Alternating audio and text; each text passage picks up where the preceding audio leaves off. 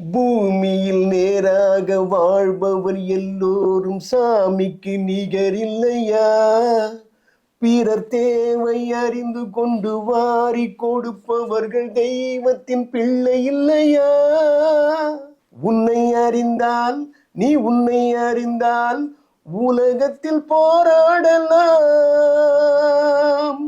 உயர்ந்தாலும் தாழ்ந்தாலும் தலை வணங்காமல் நீ வாழலாம்.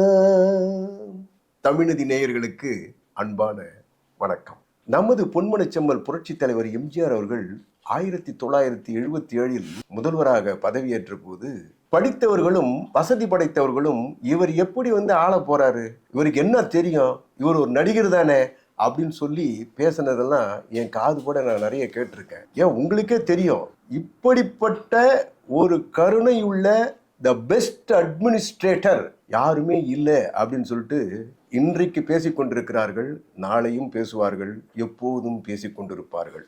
பொன்மனச்செம்மலினுடைய ஆட்சி காலத்தில் ரேஷன் கடைகளில் அனைத்து பொருட்களும் ஒரே நாளில் வழங்கப்பட்டது என்பது உங்களுக்கு தெரியும். மலேசியாவிலிருந்து பாமாயில் டின்களை மலிவு விலையில் இறக்குமதி செய்து ஒவ்வொரு ரேஷன் கார்டுக்கும் 10 கிலோ பாமாயில் எண்ணெயை வழங்குவதற்கு நமது பொன்மன தலைவர் ஏற்பாடு செய்தார். 10 கிலோ பாமாயில் டின்னை 5 கிலோ டின்னு கொடுப்பாங்க ரேஷன் கடையில.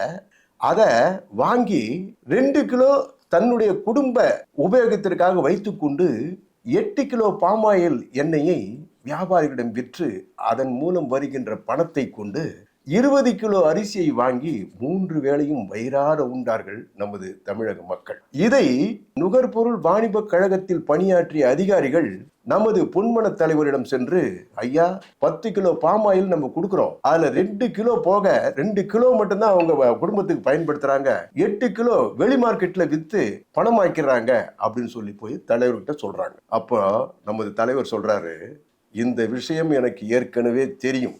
அந்த 8 கிலோ பாமாயிலை விற்ற காசில் 20 கிலோ அரிசியை வாங்கி வயிறார உண்கிறார்கள் அல்லவா, அது போதும். ஆகவே நீங்கள் தொடர்ந்து ரேஷனில் 10 கிலோ பாமாயில் டின்களை கொடுங்கள், நானும் மலிவு விலையில் பாமாயில் டின்களை இறக்குமதி செய்து தருகிறேன் என்று கூறியதோடு அவர் சொன்னார், இந்த ராமச்சந்திரன் அதை செய்தான் இதை செய்தான் என்று எல்லோரும் பாராட்டுவதை விட வயிறார உணவு கொடுத்தான் என்கின்ற புண்ணியம் எனக்கு போதும் என்று வந்தவர்களிடம் தெரிவித்தார். வந்தவர்களும் நெகிழ்ந்து போய் தலைவரை வணங்கிவிட்டு சென்றார்கள் என்பதுதான் இன்றைய சிறப்பான பதிவு.